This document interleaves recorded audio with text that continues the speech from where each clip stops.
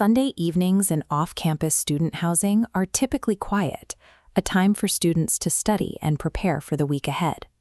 At 10:10 p.m., a 911 call was placed from the Nordheim Court Apartments. A resident reported finding a bloodied scene in the complex's laundry room. Moments earlier, that same resident had held the door open for a man leaving the building, who thanked her as he walked out.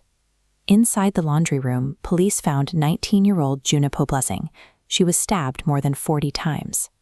Campus authorities and the Seattle Police Department immediately established a perimeter, locking down the surrounding blocks.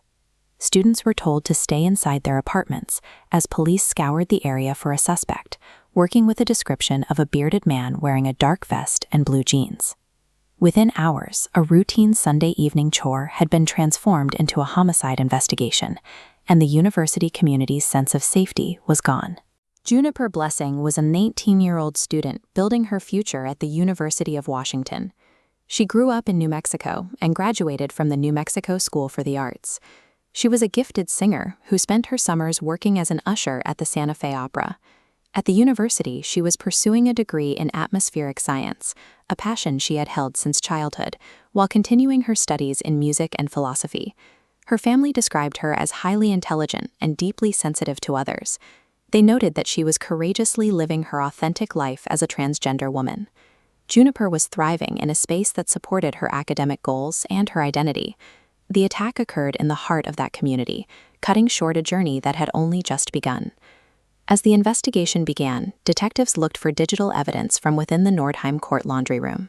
They found a physical security camera mounted in the corner, but someone deliberately unplugged it before the murder took place. However, investigators were able to recover the camera's internal memory card. They extracted localized data saved right up to the moment the power cut.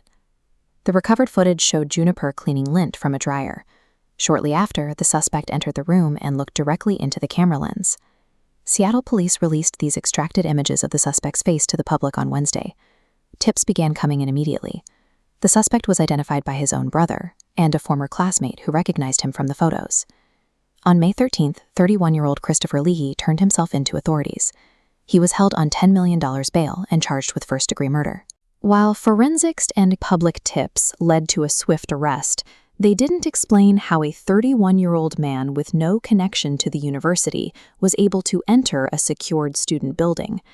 Following the tragic murder, students living in the complex began to report a series of chronic security failures.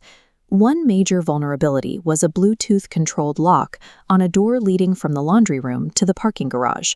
Residents say it had been broken for weeks. Access to that garage was another known issue. Non-residents could often walk inside by simply tailgating a vehicle through the security gate. There were also reports of a prior incident on April 25th. Students alleged that a man matching Leahy's description had attempted to break into an apartment in the same complex. Police reportedly recovered a knife during that April incident. However, residents claim the building management issued no warnings and took no new security measures. This reliance on security theater, systems that look protective but fail under pressure, left the building's residents exposed. The attack on Juniper followed a period of compounding red flags and unaddressed maintenance issues within the housing complex's infrastructure. For many students, the night of the murder was defined by confusion. The university's safety alerts were vague, leaving residents wondering what threat they faced. After receiving the first notification of a homicide, Juniper's roommates spent hours calling her phone, unable to confirm if she was safe. When they finally reached out to an officer on the scene, they say they were interrogated about Juniper's gender and political affiliations instead of receiving immediate support. In the days following the murder, student groups organized community grief events to process the loss and address the lingering fear among residents.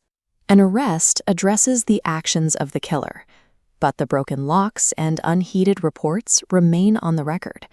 Until those infrastructure gaps are closed, the campus community is left to navigate the same vulnerabilities that were exposed on the night of May 10th.